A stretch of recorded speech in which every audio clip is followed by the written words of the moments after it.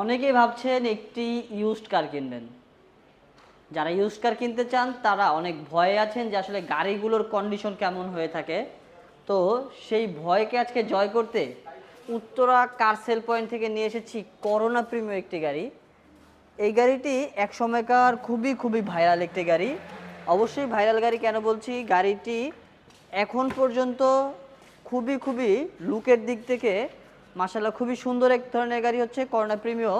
তাছাড়াও AC performance থেকে শুরু করে সব কিছুই এই গাড়িটিতে খুব ভালো কন্ডিশনে থাকে। তাছাড়া এই গাড়িটি একেবারে টানা বডির, আমি যদি ভালোভাবে দেখিয়ে দিই, একেবারে একটু চুল পরিমাণ খোলা কাটা থাকছে না এই গাড়িটিতে। গাড়িটির ভেতরে বাহিরে শুধুমাত্র পার্সোনালি ইউজ হওয়ার কারণে ভেতরে বাহিরে প্রত্যেকটি জায়গা পেয়ে যাবেন একেবারে ফ্রেশ কন্ডিশনে।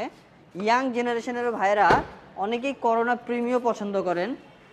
আজকে আপনাদের জন্য এই গাড়িটি 2000-এর মডেল, 2003-এর রেজিস্ট্রেশন, পাশাপাশি গাড়িটি এলপিজি করা।